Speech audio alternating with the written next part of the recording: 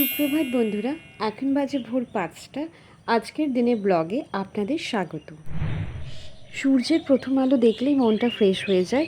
আমার দিনের সবচেয়ে প্রিয় মুহূর্ত এটা। এবং দেখো কত সুন্দর পাখিরা ডাকছে। এবার আমি চলে এসেছি একেবারে ঘুম থেকে উঠে কিছুটা ফ্রেশ হয়ে ভাত বসাতে, কারণ কি আমাকে স্কুলে যেতে হবে। তার আগে ভাতটা আমাকে বসিয়ে নিতে হবে। কিছু সিডস এখানে ভেজানো রয়েছে। সকালবেলায় এত তাড়াহুড়ো থাকে যে প্রত্যেকটা সেকেন্ড যেন মনে হয় খুব দামি। এইদিকে কথা বলতে বলতে আমার ভাত হয়ে গেছে। এবার আমি ভাতটাকে নামিয়ে নেব। আমি সেই রকমভাবে ভাত নামাতে পারি না, তবুও অনেকটা শিখে গেছি।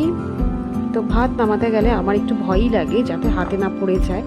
তো সেক্ষেত্রে আমি কি করে থাকি, ভাতটাকে ছড়ানোর পর কিছু চাপা দেওয়ার জন্য যেহেতু আমি শিলনোড়া আমার কাছে নেই, তো তাই আমি ভাতের মাড় ঝরানোর জন্য শক্ত গ্লাস ব্যবহার করে থাকি।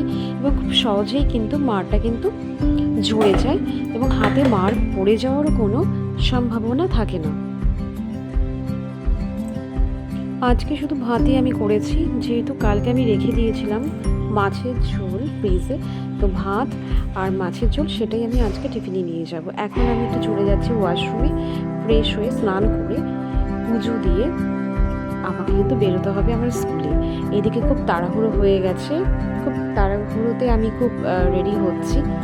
কেন কি বুঝতেই পারছো, সকালবেলায় কোনটা ছেড়ে কোনটা করব মানে ভেবেই পাওয়া যায় না, তাল পাই না আমি। তো এখন রেডি হয়ে যাওয়ার পর পুজোটা দিয়ে দিলাম তাড়াতাড়ি। সামান্য কিছু উপচারে আমি পুজোটা দিয়ে থাকি। আসলে আমি মনে করি ভক্তি ভরে পুজো দিলে সেখানে কোনো নিয়ম বা উপাদান সেগুলোর কোনো প্রয়োজন হয় না। তো সেক্ষেত্রে আমি সেরকম উপাচারে আমি বিশ্বাসী নই। আমি মন থেকেই আমি ভগবানকে ডাকি এবং মন থেকেই আমি ভক্তি সহকারে পুজো দিই। তো আমার ঘরে মূলত শিবলিঙ্গ রয়েছে আর রয়েছে মা লক্ষ্মী।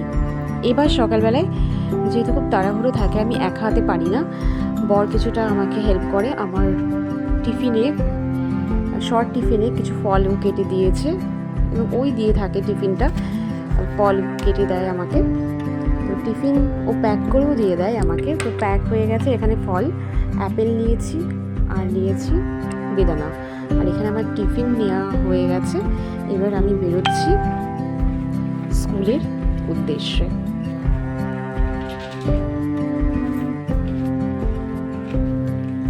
আমি বেরোচ্ছি স্কুলে যাওয়ার জন্য।